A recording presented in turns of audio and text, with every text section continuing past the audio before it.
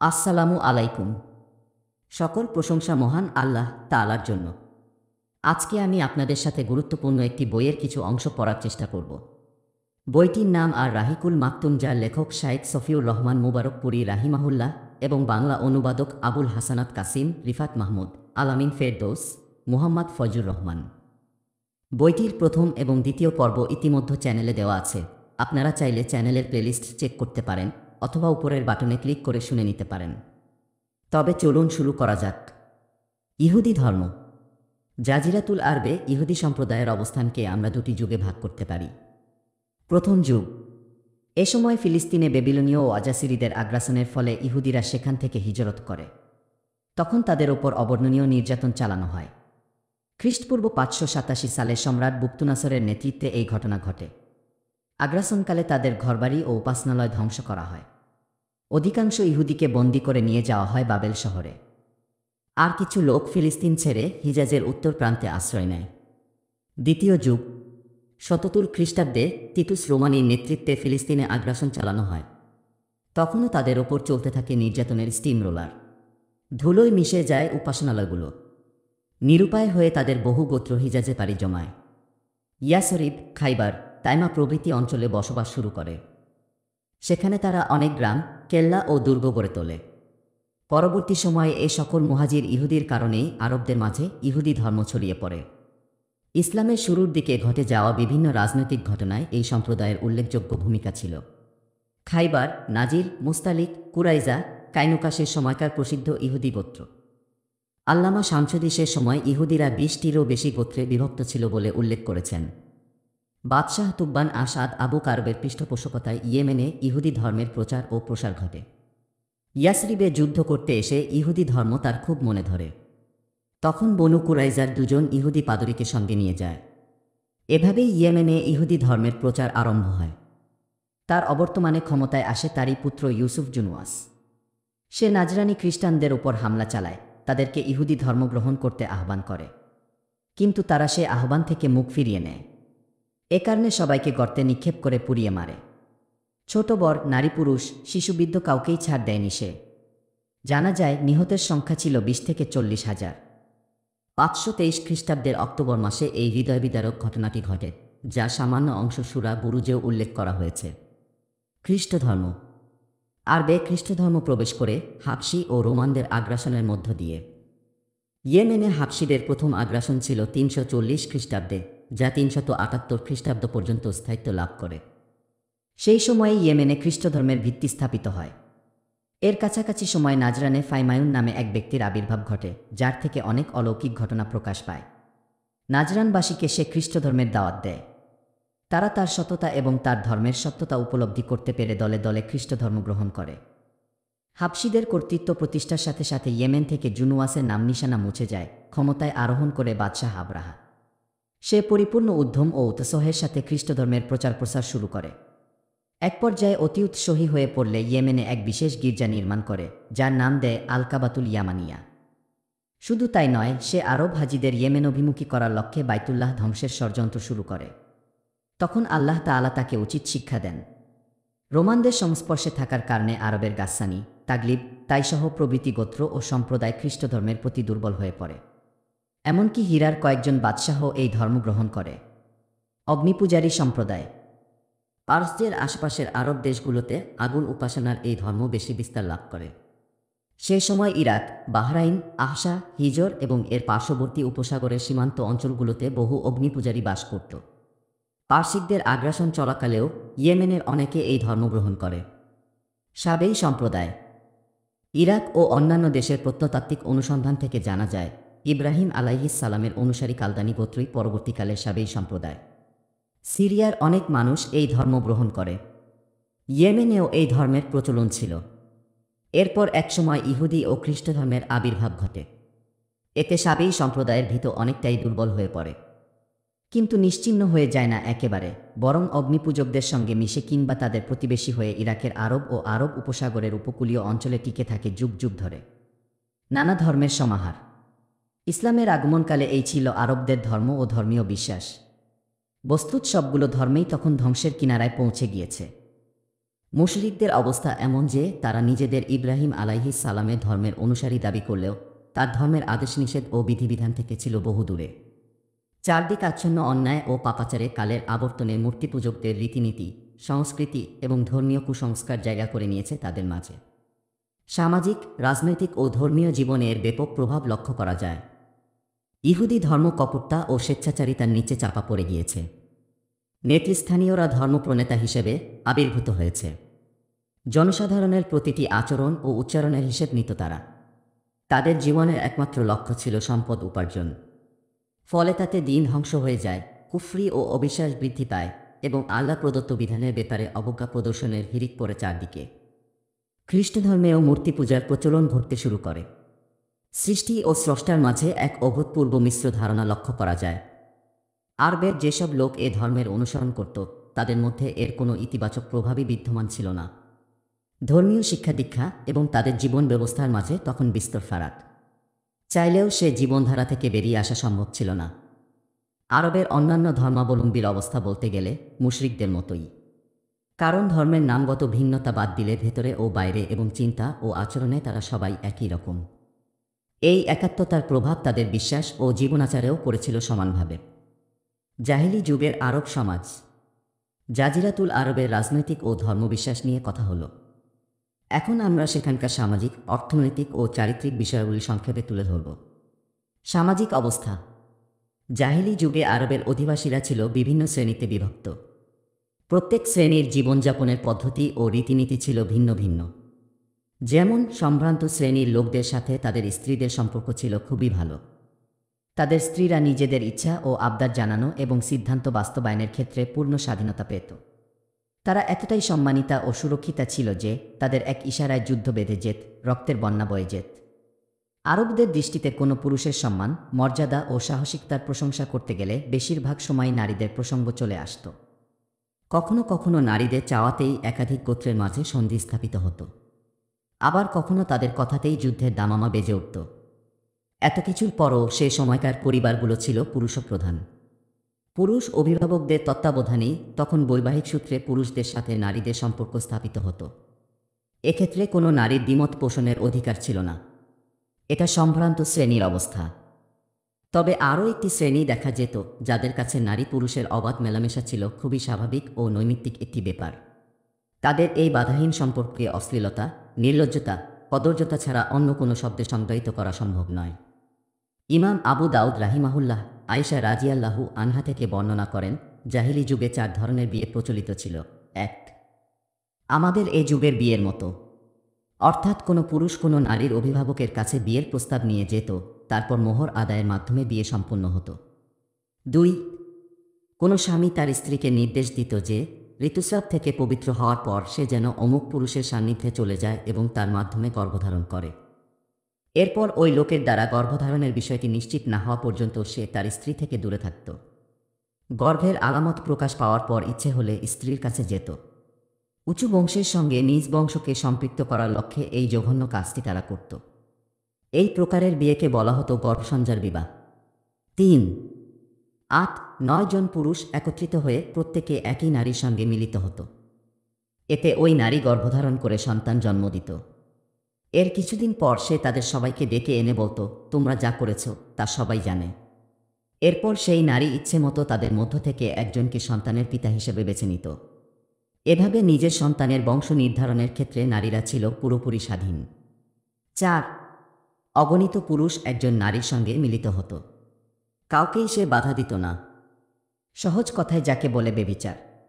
এরা নিজেদের ঘরের সামনে পতাকা টাঙিয়ে রাখত যাতে খদ্দেররা তাদের চিনতে পারে। এ ধরনের নারীরা সন্তান জন্ম দিলে তার সঙ্গে মিলিত হয়েছে এমন সব পুরুষ একত্রিত হয়ে গণকদের ডেকে আনত। এরপর তারা ওই নারীর সন্তানকে যার সাথে ইচ্ছা যুক্ত করে দিত। লোকটাও বাচ্চাকে নিয়ে যেত এবং তার পরিচয়ে বর হতো। এই কুরুচিপূর্ণ জঘন্য কাজটিকে কেউ খারাপ চোখে দেখত না। নবীজির আগমনের পর বর্তমান যুগের ইসলামী বিবাহ ব্যতীত জাহিলি যুগের সকল বিবাহ নিষিদ্ধ ঘোষণা করা হয়। এক উল্লেখিত পদ্ধতিগুলো ছাড়াও বর্ষার ফলা নামে আরেকটি পদ্ধতিতে তারা নারীদের সঙ্গে মিলিত হতো। অর্থাৎ যুদ্ধে বিজয়ী গোত্র পরাজিত গোত্রের নারীদের বন্দী করে নিয়ে আসত এবং তাদের সাথে মিলিত হতো। কিন্তু এ ধরনের মিলনে জন্ম নেওয়া সন্তানদের আজীবন মাথা নিচু করে থাকতে হতো, তাদের কোনো পিতৃ পরিচয় থাকত না। জাহিলি যুগের আরও একটি প্রচলিত নিয়ম হচ্ছে পুরুষরা যতবার ইচ্ছা বিয়ে করতে পারত। বিয়ের ক্ষেত্রে কোনো সীমা পরিসীমা ছিল না। একসাথে আপন দুই বোনকেও বিয়ে করত তারা। এমনকি বাবার মৃত্যুর পর সৎমাকে বিয়ে করা অথবা বাবার সাথে চিরবিচ্ছেদ ঘটেছে এমন কোনো নারীর সাথে ঘর সংসার করা তখনকার সময়ে স্বাভাবিক বিষয় হিসেবে গণ্য হতো। অর্থাৎ কেউ এটাকে খারাপ চোখে দেখত না। স্ত্রীদের তারা হাজারবার তালাক দিতে পারত। এরপর কোনো নিয়মের তোয়াক্কা না করে তার সাথেই আবার একই ছাদের নিচে বসবাস করে যেত। বস্তুত জিনা বেভিচার তখন সব শ্রেণীর লোকদের মাঝেই দেখা যেত। এক শ্রেণীকে অভিযুক্ত করে আরেক শ্রেণীকে মুক্ত বলার সুযোগ ছিল না তখন। তবে হ্যাঁ, সম্ভ্রান্ত ও আত্মমর্যাদাসম্পন্ন নারী ও পুরুষেরা এসব মন্দ কাজ থেকে নিজেদের পবিত্র রাখত এবং স্বাধীন নারীরা তুলনামূলকভাবে দাসীদের চেয়ে ভালো অবস্থানে থাকত। দাসীদের অবস্থা ছিল ভয়াবহ। জাহিলি যুগের অধিকাংশ মানুষ দাসীদের সাথে জিনায় লিপ্ত হওয়াকে সাধারণ ব্যাপার বলে মনে করত। এই ধরনের দোষে দোষী হওয়াকে আমলেই নিত না তারা। ইমাম আবু দাউদ তার সুনান গ্রন্থে উল্লেখ করেছেন, একবার এক লোক এসে বলে, হে আল্লাহর রাসূল, অমুক তো আমার সন্তান। আমি জাহিলি যুগে তার মায়ের সাথে মিলিত হয়েছিলাম। তখন নবীজি সাল্লাল্লাহু আলাইহি ওয়াসাল্লাম বলেন, ইসলামে এরকম দাবির কোনো গ্রহণযোগ্যতা নেই। জাহিলি যুগের কিছুই এখন আর গ্রহণযোগ্য নয়। নারী যার অধীনে, সন্তানও তারই। আর বেবিচারীর শাস্তি প্রস্তর নিক্ষেপ। এ প্রসঙ্গে জামার দাসীর এক সন্তান আব্দুর রহমান ইবনে জামাকে নিয়ে সাদ ইবনে আবি ওয়াক্কাস ও আবদ ইবনে জামার বিবাদের ঘটনা খুবই প্রসিদ্ধ। বিভিন্ন রকম পিতৃ পরিচয়ের প্রচলন ছিল তখনকার সমাজে। তাদের কেউ কেউ বলতো, কলিজার ধন সন্তানেরা থাকে যেন ভালো, জগৎ জুড়ে ছড়াক তারা আমার বংশের আলো। তাদের কেউ কেউ লোকলজ্জার ভয়ে নিজের কন্যা সন্তানকে পুঁতে ফেলত। অভাবের কারণে পুত্র সন্তান হতের ঘটনাও ঘট। তবে এটা অতি সাধারণ চিত্র হিসেবে তুলে ধরার সুযোগ নেই, কারণ শত্রুকে প্রতিহত করার লক্ষ্যে বংশবৃদ্ধি তাদের জন্য যার পরনাই জরুরি ছিল। পরিবার, প্রতিবেশী ও গোষ্ঠীর লোকদের সঙ্গে তাদের সম্পর্ক ছিল সুদৃঢ়। সাম্প্রদায়িক সম্প্রীতির জন্য তাদের ধনপ্রাণ ছিল উৎসর্গিত। সহজ কথায় গোত্রপ্রীতি, আত্মীয়তা ও সাম্প্রদায়িকতার উপর ভর করেই তখন টিকে থাকত সমাজ ও সমাজ ব্যবস্থা। তোমার ভাইকে সাহায্য করো, হোক সে জালিম কিংবা মজলুম, এই প্রবাদটি তারা অক্ষরে অক্ষরে মেনে চলত। এর যে ইসলামী ব্যাখ্যা, অর্থাৎ অত্যাচারীকে তার অত্যাচার থেকে বিরত রাখা, এ কথাটি তখন প্রযোজ্য ছিল না। তবে হ্যাঁ, একই পুরুষের উত্তরসূরিরা নিজেদের মাঝে সম্মান মর্যাদা নিয়ে প্রতিযোগিতায় লিপ্ত হওয়াও ছিল নিত্যদিনের ঘটনা, যা কখনো কখনো যুদ্ধের কারণ হয়ে দাঁড়াত। যেমনটি পাওয়া যায় আউস খাজরাজ, আবশ জুবিয়ান, বকর তাগলিব ইত্যাদি গোত্রসমূহের মাঝে এক গোত্রের সঙ্গে অপর গোত্রের কোনো সম্পর্কই সে যুগে বিদ্যমান ছিল না। তাদের যাবতীয় শক্তি ও ক্ষমতা ব্যয় হতো যুদ্ধের পথে, যদিও ধর্ম ও কুসংস্কারের মিশ্রণে সৃষ্ট কিছু রীতি ও সংস্কৃতি পরস্পরের এই ভীতি ও শঙ্কাকে কিছুটা হালকা করতে পারত। কখনো বা আনুগত্য স্বীকার, সন্ধিস্থাপন আর মৈত্রী চুক্তির মাধ্যমেও একাধিক গোত্রের সহাবস্থানের সুযোগ তৈরি হতো। হারাম তথা পবিত্র মাসগুলো তাদের জীবন ও জীবিকার জন্য ছিল বিশেষ স্বস্তি ও আশীর্বাদস্বরূপ। মোট কথা, তাদের সমাজ ব্যবস্থা একেবারে দুর্বল হয়ে পড়ে। মূর্খতা ও অজ্ঞতা ব্যাপক প্রসার লাভ করে। ভ্রান্ত বিশ্বাস ও কুসংস্কার তখন নিত্যদিনের সঙ্গী। মানুষের জীবনযাপন ছিল নিতান্তই পশুর মতো। নারীদের পণ্যদ্রব্যের মতো বেচাকেনা করা হতো। মানবিক মূল্যবোধ ও পারস্পরিক সম্পর্ক ছিল খুবই তুচ্ছ। শাসকদের প্রধান দায়িত্ব শাসিতদের সম্পদ দিয়ে ধনভাণ্ডার পূর্ণ করা কিংবা প্রতিপক্ষের বিরুদ্ধে যুদ্ধ পরিচালনা করা। অর্থনৈতিক অবস্থা, তাদের অর্থনৈতিক অবস্থা তখন অনেকটা সামাজিক পরিস্থিতির মতো। আরবের জীবনব্যবস্থার দিকে লক্ষ্য করলেই বিষয়টি স্পষ্ট হয়ে ওঠে। তাদের জীবিকা নির্বাহের প্রধান উপায় ব্যবসা বাণিজ্য। নিরাপত্তা ছাড়া বাণিজ্যিক কাফেলাগুলো চলতে পারত না। আর জাজিরাতুল আরবে হারাম মাসের বাইরে নিরাপত্তা ছিল অমাবস্যার চাঁদের মতো। উকাজ, জুলমাজাজ, মাজান্নাহর মতো আরবের প্রসিদ্ধ হাটবাজার ও মেলাগুলো এ মাসগুলোতেই বসত। শিল্পকর্ম থেকে আরবরা তখন বলতে গেলে যোজন যোজন দূরে। কাপড় বুনন ও চামড়া পাকাকরণের যে পেশায় আরবরা নিয়োজিত, তাদের অধিকাংশই ছিল ইয়েমেন, হিরা ও সিরিয়ার অধিবাসী। তবে হ্যাঁ, জাজিরা অভ্যন্তরে চাষাবাদ ও পশুপালনের প্রচলন দেখা যেত। তাদের নারীরা সুতা কাটায় ভীষণ পারদর্শী। কিন্তু আফসোস, তাদের সকল উপার্জন যুদ্ধে নিঃশেষ হয়ে যেত। এজন্য ক্ষুধা, দারিদ্র্য ও অভাব কখনোই পিছু ছাড়ত না তাদের। চারিত্রিক অবস্থা, অস্বীকার করার কোনো অবকাশ নেই যে জাহিলি যুগে মানুষের মাঝে অসংখ্য মন্দ, নিকৃষ্ট এবং রুচিবিরুদ্ধ স্বভাব লক্ষ্য করা যেত। পাশাপাশি এটিও সত্য, তারা এমন অনেক উত্তম ও প্রশংসনীয় চারিত্রিক গুণে গুণান্বিত ছিল যা মানুষকে মুগ্ধ ও বিমোহিত করত। তেমনই কিছু চারিত্রিক বৈশিষ্ট্যের কথা এখানে তুলে ধরা হলো। 1. মহানুভবতা ও দানশীলতা। দান সাদাকার ক্ষেত্রে তারা নিজেদের ভেতর সবসময় প্রতিযোগিতা করে বেড়াত, অপরের সামনে আত্মগর্ব করত সাড়ম্বরে। তাদের বহু কবিতা রচিত হয়েছে বদান্যতার স্তুতি গেয়ে। ধরা যাক, প্রচণ্ড দুর্ভিক্ষের সময় তাদের কারো ঘরে হঠাৎ মেহমান এসে হাজির। এ সময় তাদের সম্বল বলতে আছে একটিমাত্র উটুনি। এরপরও স্বভাবজাত উদারতা ও দানশীলতার কারণে তারা মেহমানকে আপ্যায়ন করার এত বেশি তাড়না অনুভব করত যে তাদের একমাত্র পশুকে জবাই করতেও পিছপা হতো না কখনো। এমনই ছিল তাদের বদান্যতার নমুনা। সে সময় আরবের লোকেরা দুহাত ভরে অর্থসম্পদ খরচ করত। এটা স্পষ্টভাবে ফুটে ওঠে তাদের রক্তপণে আগ্রহ এবং মোটা অঙ্কের জরিমানা আদায়ের ঘটনাগুলো থেকে। বিপুল পরিমাণ অর্থকড়ি ঢেলে তারা রক্তপাত ও মানবহতে থেকে দূরে থাকত এবং প্রতিপক্ষের নেতা ও সর্দারের সামনে এসব কথা গর্বের সাথে প্রচার করে বেড়াত। আরবদের মহানুভবতার আরেকটি উৎকৃষ্ট উদাহরণ হচ্ছে মদ ও জুয়ার আসরে টাকা ওড়ানো। হ্যাঁ, বর্তমান সময়ের প্রেক্ষাপটে এগুলো বেশ নিন্দনীয়, জঘন্য ও গুনাহের কাজ। কিন্তু তৎকালীন আরব সমাজে মদ্যপান ও জুয়া খেলা সামাজিকভাবে স্বীকৃত বিনোদনের একটি মাধ্যম হিসেবে গণ্য হতো। তাছাড়া অধিক পরিমাণে মদ বিক্রির মধ্য দিয়ে আর্থিকভাবে লাভবান হতো মদ ব্যবসায়ীরা। এভাবে তারা তাদের পারিবারিক দৈন্যদশা দূর করতে পারত। ওদিকে জুয়া খেলা থেকে যা আয় হতো তার পুরোটা কিংবা বৃহৎ একটি অংশ ব্যয় হতো সমাজের দরিদ্র মানুষগুলোর ভাগ্যোন্নয়নে। আরবের লোকেরা এ কারণেই মদ্যপান ও জুয়া খেলা দান সাদাকার মাধ্যম মনে করত। শুধু তাই নয়, মদ্যপানকে তারা এতটাই ভালোবাসত যে আঙুর থেকে মদ তৈরি হয় বলে আঙুর গাছকে তারা বলত শাজারুল কারাম বা বদান্যতার বটবৃক্ষ, আর আঙুরের মদকে বলত বিনতুল কারাম বা বদান্যতার রাজকন্যা। এ কারণেই দেখা যায় কুরআনও মদ ও জুয়ার উপকার একদম অস্বীকার করেনি, বরং বলেছে লাভের তুলনায় এসবের ক্ষতি অনেক বেশি। জাহেলি যুগের কাব্যগ্রন্থগুলো খুললে তাতে প্রশংসা ও আত্মগর্বের আলাদা অধ্যায় পাওয়া যায়। আনতারা ইবনে সাদ্দাত তার ঝুলন্ত গীতিকায় বলেন, পরন্ত বেলায় সোনার পেয়ালায় করি জবে মদ্যপান, ঘোরের মধ্যে অকাতরে আমি কাতরদের করি দান। মাতাল হলেও ভুলি না আমি বংশীয় মর্যাদা, ঘোর কেটে গেলেও তাই দান করি সর্বদা। নিজের ব্যাপারে কি বলবো আর, সবাই তো সব জানে, আমি তো সদাই ব্যস্ত থাকি দানের আহ্বানে। মূলত দানশীলতা ও মহানুভবতার কারণেই আরবের লোকেরা মদ ও জুয়ায় মত্ত থাকত, কারণ তাদের মতে এটাও ছিল বিয়ের বিশেষ একটি পন্থা। 2. সর্বাবস্থায় ওয়াদা রক্ষা। ওয়াদা রক্ষা করা ছিল তাদের কাছে ঋণ আদায়ের মতো গুরুত্বপূর্ণ একটি বিষয়। এজন্য তারা নিজেদের সন্তান কুরবানি থেকে শুরু করে বাড়িঘর পর্যন্ত ধ্বংস করে দিত। এক্ষেত্রে হানি ইবনে মাসুদ সাইবানি, শামাওয়ালা ইবনে আদিয়া ও হাজিব ইবনে জারার তামিমির ঘটনা জানাই যথেষ্ট। 3. অতিশয় আত্মমর্যাদাবোধ। আত্মমর্যাদাবোধের ফলে তাদের মাঝে প্রচণ্ড সাহসিকতা, প্রবল আত্মসম্মান ও দ্রুত উত্তেজিত হওয়ার মতো বিষয়গুলো লক্ষ্য করা যায়। তুচ্ছতাচ্ছিল্যের লেশ রয়েছে এমন কথা শোনা মাত্রই তারা তরবারি কোষমুক্ত করত, যুদ্ধের ঘোষণা দিয়ে দিত। এসব ক্ষেত্রে তারা জীবন বিসর্জন দিতেও দ্বিধা করত না। 4. দৃঢ়তা ও অবিচলতা। সম্মান মর্যাদার সম্পৃক্ততা রয়েছে এমন বিষয়ে দৃঢ় প্রতিজ্ঞ হওয়ার পর কোনো কিছুই আর তা থেকে তাদের ফেরাতে পারত না। কাঙ্ক্ষিত বস্তু অর্জনের জন্য তারা জীবনের ঝুঁকি নিতেও কুণ্ঠাবোধ করত না। 5. পাহাড়সম সহনশীলতা। সহনশীলতা ও কষ্টসহিষ্ণুতা নিয়ে যদিও তাদের মাঝে আত্মপ্রশংসার প্রচলন দেখা যেত, কিন্তু অতিমাত্রার সাহসিকতা এবং দ্রুত যুদ্ধের দিকে ধাবিত হওয়ার মানসিকতার কারণে তা যেন প্রায় অস্তিত্বহীন। 6. সাদামাটা জীবনযাপন। তারা খুবই সহজ সরল জীবনযাপনে অভ্যস্ত ছিল। শহুরে চাকচিক্য ও চাতুর্যময় জীবন যেন তাদের ধরাছোঁয়ার বাইরে। এজন্য তাদের মাঝে সত্যতা ও সততার চর্চা দেখা যেত। ধোঁকা বা প্রতারণার আশ্রয় নিত না কেউ।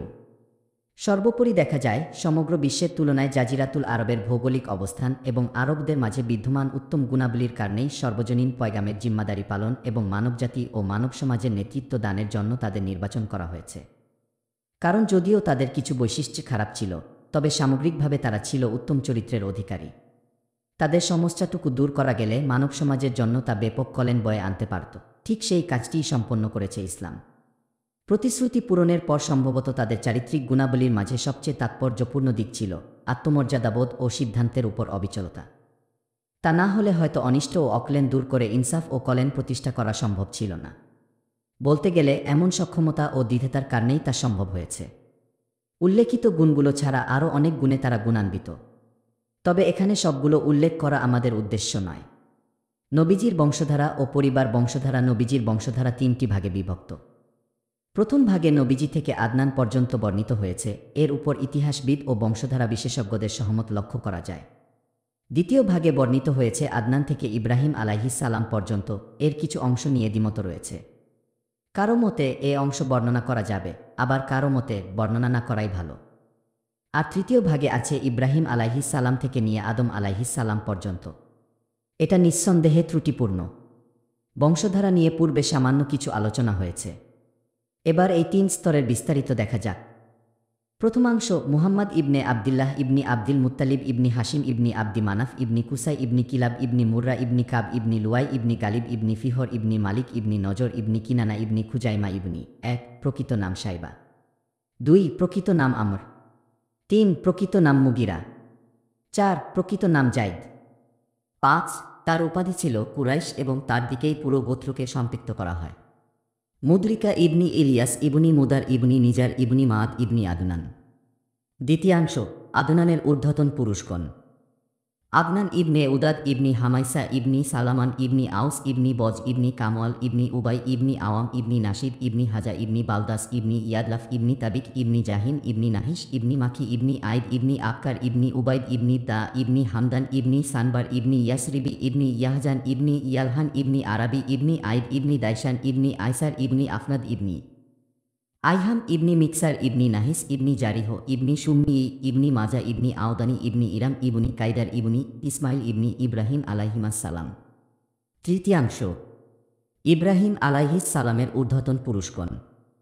ইব্রাহিম ইবনে তারিহা ইবনি নাহুর ইবনি শারুয়া বা শারুক ইবনি রাউ ইবনি ফালিক ইবনি আবির ইবনি শালিক ইবনি আরফাকশাদ ইবনি সাম ইবনি নুহ আলাইহিসসালাম ইবনি লামিক ইবনি মুতাউশলিক ইবনি আকনুক ইবনি ইয়ারিদ ইবনি মাহলাইল ইবনি কাইনান ইবনি আনুষা ইবনি শীস ইবনি আদম আলাইহিমাসসালাম। পরিবার। নবীজির পরিবার তার ঊর্ধ্বতন পুরুষ হাশিম ইবনে আব্দি মানাফের নামানুসারে হাশিমি পরিবার হিসেবে পরিচিত। তাই হাশিম এবং তার পরবর্তী কয়েকজনের কিছু তথ্য এখানে তুলে ধরছি। হাশিম, আমরা জানি, কাবা ও হজ সংক্রান্ত দায়িত্ব নিয়ে বনু আব্দি মানাফ ও বনু আব্দিদ্দারের মাঝে সন্ধি স্থাপিত হলে হাজিদের পান ও আপ্যায়নের দায়িত্ব আসে হাশিমের ভাগে। তিনি ছিলেন যথেষ্ট সম্পদশালী, সম্মান ও মর্যাদার অধিকারী। মক্কায় তিনি প্রথম হাজিদের শাড়ি দিয়ে আপ্যায়ন করেন। তার প্রকৃত নাম ছিল আমর। হাশিম অর্থ চূর্ণকারী। শাড়ি তৈরি করতে গিয়ে রুটি চূর্ণ করতে হয়, সেখান থেকেই তার নাম হয়ে যায় হাশিম। কুরাইশদের জন্য তিনি প্রথম 2টি সফরের প্রচলন করেন, একটি শীতের, অপরটি গ্রীষ্মের। এ প্রসঙ্গে কবি বলেন, হাজিদের জন্য করেন যিনি রুটি ঝোলের ইন্তেজাম, মক্কাবাসী সকলের প্রিয়ভাজন আমর তাহার নাম। সবার জন্য অবারিত তিনি, ছিল না আপনপর, তার হাত ধরে মক্কায় এল শীত ও গ্রীষ্মের 2টি সফর। হাশিমের জীবনী থেকে জানা যায় তিনি একবার সিরিয়ার উদ্দেশ্যে বাণিজ্যিক সফরে বের হন। মদিনায় পৌঁছে বিয়ে করেন সালমা বিনতু আমরকে। আমর ছিলেন আদি ইবনে নাজ্জার গোত্রের সদস্য। হাশিম সেখানে কিছুদিন অবস্থান করে সিরিয়ার উদ্দেশ্যে রওনা হন। স্ত্রীকে রেখে যান তার পরিবারের কাছেই। আব্দুল মুত্তালিব তখনই তার গর্ভে আসে। ওদিকে ফিলিস্তিনের গাজায় মৃত্যুবরণ করেন হাশিম। 497 খ্রিস্টাব্দে তার পুত্র আব্দুল মুত্তালিব জন্মগ্রহণ করেন। কপালে শুভ্র চিহ্ন দেখে মা তার নাম রাখেন সাইবা ইয়াসরিব তথা মদিনায় তিনি তার নানার পরিবারে বেড়ে ওঠেন। মক্কায় অবস্থানকারী তার দাদার পরিবারের কাছে এসব তথ্য অজানাই থেকে যায়। হাশিমের ছিল 4 পুত্র আর 5 কন্যা। পুত্র আসাদ, আবু সাইফি, নাদলা ও আব্দুল মুত্তালিব। আর কন্যাদের নাম যথাক্রমে শিফা, খালিদা, দৈফা, রুকাইয়া ও জান্নাত। Abdul Muttalib. হাশিমের মৃত্যুর পর হাজিদের পান ও আপ্যায়নের দায়িত্ব অর্পিত হয় তারই ভাই মুত্তালিব ইবনে আব্দি মানাফের ওপর। তিনিও স্বজাতির কাছে সম্মান ও মর্যাদার পাত্র। তার বদান্যতায় মুগ্ধ হয়ে কুরাইশরা তার নাম দিয়েছে ফায়াজ। সাইবা তথা আব্দুল মুত্তালিব 10-12 বছর বয়সে উপনীত হলে চাচা মুত্তালিব তার ব্যাপারে জানতে পারেন। এরপর বেরিয়ে পড়েন তার সন্ধানে। খুঁজে পেয়ে আনন্দস্রোতে সিক্ত হয় তার চোখ। বুকে টেনে নেন তাকে, সঙ্গে নিয়ে আসতে চান তিনি। কিন্তু সাইবা তো আর মায়ের অনুমতি ছাড়া আসতে পারেন না, তাই না করে দেন। মুত্তালিব তখন সাইবার মায়ের কাছে অনুমতি চান, কিন্তু তিনিও রাজি হন না। মুত্তালিব তখন অভয় দিয়ে বলেন সে তো তার নিজের দেশে যাবে, বাইতুল্লাহর দেখা পাবে। এ কথা শুনে তিনি অনুমতি দেন। মুত্তালিব সাইবাকে নিজের উটের পিঠে চড়িয়ে মক্কায় ফিরে আসেন। লোকেরা সাইবাকে গোলাম ভেবে বলে, এ তো মুত্তালিবের গোলাম। মুত্তালিব প্রতিবাদ করে বলেন, না, সে আমার ভাই হাশিমের পুত্র। সাইবা চাচা মুত্তালিবের কাছেই পরিণত বয়সে পৌঁছেন। এরপর এক সফরে মুত্তালিব ইয়েমেনের রাদমান অঞ্চলে মৃত্যুবরণ করেন। তার অবর্তমানে তার সকল দায়িত্ব অর্পিত হয় আব্দুল মুত্তালিবের কাঁধে। পূর্বপুরুষদের ধারাবাহিকতায় তিনিও সবকিছু ঠিকঠাকভাবে পরিচালনা করেন, এমনকি ছাড়িয়ে যান পূর্বসূরির সবাইকে। স্বজাতির কাছ থেকে লাভ করেন সীমাহীন ভালোবাসা আর অসামান্য ভক্তিশ্রদ্ধা। মুত্তালিবের মৃত্যুর পর তার ভাই নাওফাল আব্দুল মুত্তালিবকে কোণঠাসা করে দায়িত্ব সব কেড়ে নেয়। তখন তিনি আপন চাচার বিরুদ্ধে কুরাইশ বংশের কিছু লোকের কাছে সাহায্য চান, কিন্তু তারা তাকে সাফসাফ জানিয়ে দেয়, তোমাদের চাচা ভাতিজার মাঝে আমরা নাক গলাতে চাই না। তারপর তিনি মামার বংশ বনু নাজ্জারের কাছে গেলেন সাহায্যের জন্য। আব্দুল মুত্তালিবের মামার নাম আবু সাদ ইবনে আদি। তিনি সঙ্গে সঙ্গে ৮০ জন আরোহী নিয়ে বেরিয়ে পড়েন মক্কার উদ্দেশ্যে। মক্কার কাছাকাছি আবতাহ অঞ্চলে এসে যাত্রা বিরতি করেন। মামার আগমনের খবর পেয়ে ভাগ্নে আব্দুল মুত্তালিব ছুটে যান। বলেন, মামা, আগে আমার ঘরে চলুন। জবাবে তিনি বলেন, নাওফালের সাথে দেখা না করে আমি কোথাও যাচ্ছি না। আরও কিছু দূর অগ্রসর হলে নাওফালের সাথে তার সাক্ষাৎ হয়। তখন সে কুরাইশ নেতাদের সাথে হাতিমে বসেছিল। আবু সাদ তার তরবারি কোষমুক্ত করে বলেন, বাইতুল্লাহর রবের কসম, আমার ভাগ্নের কাছ থেকে ছিনিয়ে নেওয়া সব কিছু ফিরিয়ে না দিলে তোমাকে এখানেই শেষ করে দেব। সঙ্গে সঙ্গে সে সব কিছু ফিরিয়ে দেয় এবং এ ব্যাপারে গণ্যমান্য কুরাইশদের সাক্ষী রাখে। তারপর তিনি আব্দুল মুত্তালিবের বাড়িতে যান। সেখানে ৩ দিন ছিলেন। এরপর উমরা আদায় করে মদিনায় আসেন। এইসব ঘটনা চলাকালে নাওফাল প্রতিশোধ নেওয়ার জন্য বনু আব্দি শামস ইবনে আব্দি মানাফের সঙ্গে একত্র হয়ে বনু হাশিমের বিরুদ্ধে মৈত্রী চুক্তি করে। অপরদিকে বনু খুজা যখন দেখে বনু নাজ্জার মদিনা থেকে এসে আব্দুল মুত্তালিবকে সাহায্য করছে, তখন তারা বলে, সে যেমন তোমাদের সন্তান তেমনই আমাদেরও সন্তান, তাই আমরা তাকে সাহায্যের ব্যাপারে অধিক হকদার। এর কারণ আব্দু মানাফের মা তাদের বংশের কন্যা। তারপর তারা দারুন নাদোয়াতে প্রবেশ করে এবং বনু আব্দি শামস ও নাওফালের বিরুদ্ধে বনু হাশিমের সঙ্গে মৈত্রী চুক্তিতে আবদ্ধ হয়। এই মৈত্রী চুক্তি একসময় মক্কা বিজয়ের কারণ হয়, যে আলোচনা সামনে আসছে। বায়তুল্লাহ সংশ্লিষ্ট গুরুত্বপূর্ণ যে বিষয়গুলো আব্দুল মুত্তালিবের সঙ্গে সম্পৃক্ত, তার মধ্যে উল্লেখযোগ্য দুটি হল: ১. জমজম কূপ খনন। ২. হস্তিবাহিনীর ঘটনা। প্রথমটির সারসংক্ষেপ হল, আব্দুল মুত্তালিবকে স্বপ্নে জমজম কূপ খননের আদেশ করা হয়, বলে দেওয়া হয় কূপ সম্পর্কিত প্রয়োজনীয় তথ্যাবলী। অবিলম্বে তিনি খনন সম্পন্ন করেন। তখন জুরহুম গোত্রের পুঁতে রাখা জিনিসপত্র তার দখলে চলে আসে। নির্বাসনের সময় তারা সেগুলো মাটিতে পুঁতে রেখেছিল, যেমন কিছু তরবারি, লৌহবর্ম ও 2টি সোনার হরিণ। আব্দুল মুত্তালিব তরবারিগুলো দিয়ে কাবার দরজা তৈরি করেন, হরিণ 2টো বসানের দরজায়। এরপর জমজম থেকে হাজিদের পানি পানের ব্যবস্থা করেন। জমজম কূপ থেকে পানি উত্তোলন আরম্ভ হলে কুরাইশরা আব্দুল মুত্তালিবের সাথে বাদানুবাদে লিপ্ত হয়। তারা এই কাজে তাদের শরিক করতে বলে। তিনি বলেন, আমার তো কিছু করার নেই, এর জন্য যে আমাকেই বাছাই করা হয়েছে। কিন্তু এত সহজে তারা পিছু ছাড়তে রাজি নয়। তাই ফয়সালার জন্য বনু সাদের এক গণক নারী শরণাপন্ন হয় সবাই। কিন্তু ফেরার পথে আল্লাহ তাআলা তাদের এমন এক নিদর্শন দেখান, যা থেকে তারা জমজমের সঙ্গে আব্দুল মুত্তালিবের বিশেষ সম্পর্কের ব্যাপারে নিশ্চিত হয়ে যায়। তখন আব্দুল মুত্তালিব এই মানত করেন, যদি আল্লাহ তাকে 10টি পুত্র সন্তান দান করেন আর তারা পরিণত বয়সে পৌঁছায়, তাহলে তাদের একজনকে তিনি কাবা চত্বরে কুরবানি দেবেন। দ্বিতীয়টি সারসংক্ষেপ হল, আব্রাহা ইবনে সাবাহ আল হাবশী ছিল বাদশাহ নাজাশির পক্ষ থেকে নিযুক্ত ইয়েমেনের শাসক। আরবদের বাইতুল্লাহয় হজ করতে দেখে সে সানায় বিশাল এক গির্জা নির্মাণ করে। উদ্দেশ্য আরব হাজিদের সেই গির্জামুখী করা। লোকমুখে এ কথা জানার পর বনু কিনানার এক লোক এক রাতে গির্জায় প্রবেশ করে কিবলার স্থানে মল লেপ্টে দিয়ে আসে। আব্রাহা এ ঘটনায় ভীষণ ক্ষিপ্ত হয়। 60,000 সৈন্যের বিশাল বাহিনী নিয়ে বের হয় বাইতুল্লাহ ধ্বংসের উদ্দেশ্য। পুরো বাহিনীতে 9টি বা 13টি হাতি। সবচেয়ে বড় হাতিটি আব্রাহার নিজের জন্য। একটানা সফর শেষে তারা মুগাম্মাস উপত্যকায় পৌঁছে। সেখানে তারা সেনাবাহিনী সুবিন্যস্ত করে হাতিগুলো সাজিয়ে মক্কা প্রবেশের জন্য প্রস্তুত হয়। কিন্তু মিনা ও মুজদালিফার মধ্যবর্তী উপত্যকা মুহাসাবে গিয়ে হাতিগুলো বসে পড়ে। এক পাও নড়ে না, এক চুলোও বাড়তে চায় না কাবার দিকে। ডানে বায়ে বা পেছনের দিকে নিতে চাইলে হুড়মুড়িয়ে ওঠে, কিন্তু সামনে নিতে চাইলেই বসে যায়। এমন সময় আল্লাহ তাআলা ঝাঁকে ঝাঁকে পাখি পাঠিয়ে দেন। পাখিগুলো শক্ত পাথরের কঙ্কর নিক্ষেপ করে আব্রাহার বাহিনীর ওপর। এতে তাদের অবস্থা হয় চর্বিত ঘাসের মতো। আকারে পাখিগুলো ছিল খুবই ছোট। প্রতিটি পাখি 3টি করে কঙ্কর বহন করেছে, একটি ঠোঁটে আর বাকি 2টি 2 পায়ে। কঙ্করগুলো দেখতে মটরশুঁটির মতো। কারো ওপর পড়লেই তার অঙ্গপ্রত্যঙ্গ ছিন্ন ভিন্ন হয়ে যেত। কঙ্কর সবার ওপর কিন্তু পড়েনি, কিছু অংশের গায়ে লেগেছিল মাত্র। এ অবস্থা দেখে পালাতে গিয়ে বাকিরা ঢেউয়ের মতো একে অপরের উপর আছড়ে পড়ে মরছিল। রাস্তাঘাটে ছড়িয়ে ছিটিয়েছিল তাদের লাশ। আব্রাহাকে আল্লাহ তাআলা দুরারোগ্য ব্যাধিতে আক্রান্ত করেন। তার আঙুলগুলো খসে যায়, খসে পড়তে থাকে দেহের অন্যান্য অঙ্গপ্রত্যঙ্গ। সানায় পৌঁছার পর তাকে দেখে মনে হচ্ছিল ঠিক যেন এক পাখির বাচ্চা। এরপর একদিন বুক ফেটে কলিজা বেরিয়ে মারা যায় সে।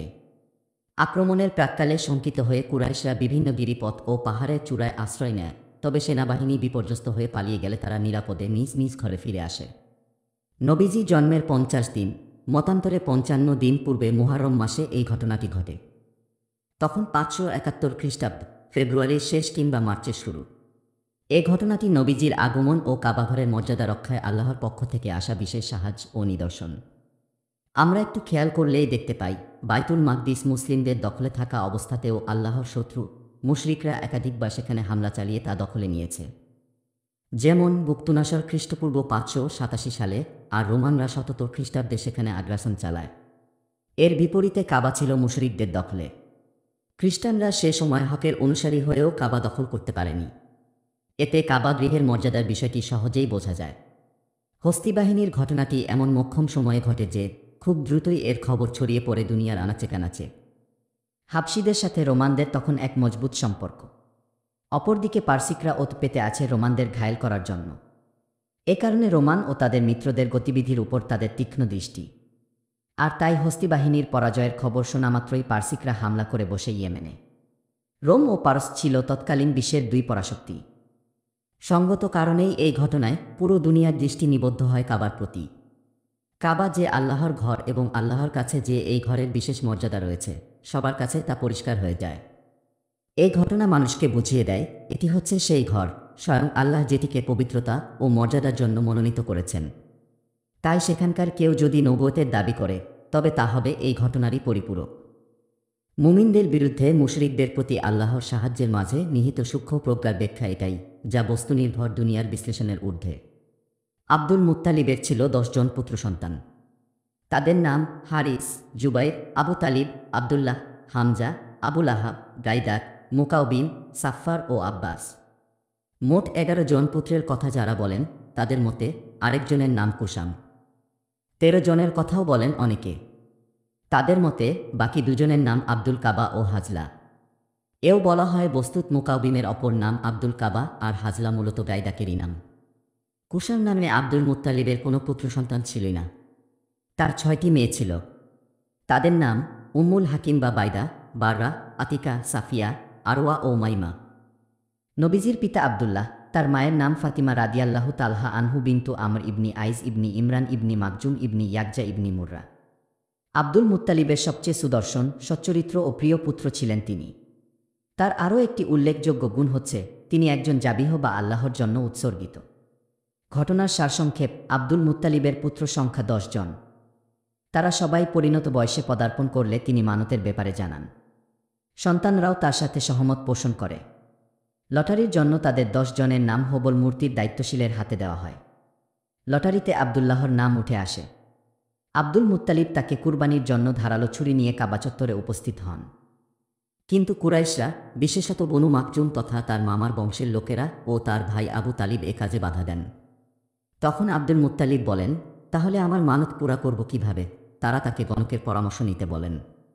গণকের কাছে গেলে সে আবদুল্লাহ ও 10টি উটের মাঝে লটারি করতে বলে। লটারিতে যদি আবদুল্লাহর নাম না আসে, তাহলে 10টি করে উট বৃদ্ধি করতে হবে। আল্লাহ তাআলা সন্তুষ্ট না হওয়া পর্যন্ত এভাবে চলতেই থাকবে। এরপর যখন উটের নাম আসবে, তখন সবগুলো জবাই করে দিতে হবে। ফিরে এসে তিনি আবদুল্লাহ ও 10 উটের মাঝে লটারির আয়োজন করেন, কিন্তু প্রতিবার কেবল আবদুল্লাহর নামই আসে। আর 10টি করে উট কুরবানির জন্য বরাদ্দ করা হয়।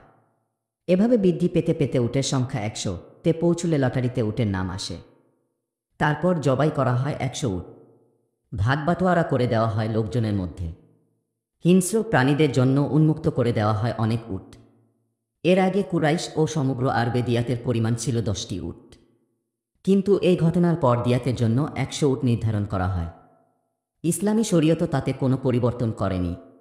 নবীজি বলেন, আমি দুই জাবিহের উত্তরসূরি, অর্থাৎ ইসমাইল আলাইহিসসালাম এবং নবীজির পিতা আবদুল্লাহ। আব্দুল মুত্তালিব তার ছেলে আবদুল্লাহর জন্য আমিনাকে পছন্দ করেন। আমিনা ছিলেন ওহাব ইবনে আব্দি মানাফ ইবনি জুহরা ইবনি কিলাবের কন্যা। সার্বিক বিবেচনায় সে সময় তিনি সর্বোত্তম রমণী। তার পিতা বনু জুহরার সর্দার, অত্যন্ত সম্ভ্রান্ত ও সম্মানিত ব্যক্তিত্ব। মক্কায় আবদুল্লাহর সঙ্গে তার সুবিবাহ সম্পন্ন হয়। কিছুদিন পর আব্দুল মুত্তালিব খেজুর দেখাশোনার কাজে আবদুল্লাহকে মদিনায় পাঠান। সেখানেই তিনি মৃত্যুবরণ করেন। অপর এক বর্ণনায় আছে, বাণিজ্যিক সফরে তিনি সিরিয়া গমন করেন। কুরাইশ কাফেলার সাথে ফিরতি পথে অসুস্থ হয়ে যান। মদিনায় পৌঁছে যাত্রা বিরতি দেন এবং সেখানেই তিনি শেষ নিঃশ্বাস ত্যাগ করেন। দারুন নাবিগা আল-জুদিতে তাকে সমাধিস্থ করা হয়। মৃত্যুকালে তার বয়স ছিল মাত্র 25 বছর। নবীজি সাল্লাল্লাহু আলাইহি ওয়াসাল্লামের জন্মের আগেই তার মৃত্যু হয়। অধিকাংশ ইতিহাসবিদ এ ব্যাপারে একমত। তবে তিনি নবীজি জন্মের 2 মাস পরে মৃত্যুবরণ করেছেন বলেও কথিত আছে। এ শোক সংবাদ মক্কায় পৌঁছলে আমিনার তীব্র কষ্টের আড়ালে ধ্বনিত হয় এই কবিতা। হাসিমের পুত্রকে হারাল বাধার এই জমিন, নশ্বর এই নিবাস ছেড়ে মর্ততলে হলো সে লীন। মৃত্যুর ডাকে সাড়া দিল সে, মৃত্যু তো এমনি, ইবনে হাসিম একা নয়, সে তো কাউকেই ছাড়েনি। থেকে থেকে আজও জেগে ওঠে মনে দুঃসাহ, সেই স্মৃতি খাটিয়ায় জবে নিয়ে গেল তারে ঘটল প্রীতির ইতি। মৃত্যু যদিও মুছে দিয়েছে তার পার্থিব অস্তিত্ব, জগৎ থেকে হারাবে না কভু তার অনুপম মহত্ব। আবদুল্লাহর রেখে যাওয়া সম্পদের মধ্যে ছিল 5টি উট, 1 পাল মেষ আর একজন হাবশি দাসী। তার নাম বারাকা, উপনাম উম্মু আইমান। তিনি ছিলেন নবীজি সাল্লাল্লাহু আলাইহি ওয়াসাল্লামের খাদেমা। সুপ্রিয় শ্রোতা মণ্ডলী, 3য় পর্বের ভিডিও আজকের মতো এখানেই শেষ করছি। 4র্থ পর্বটি শুনতে আমাদের চ্যানেল ভিজিট করুন। ধন্যবাদ আমাদের পাশে থাকার জন্য।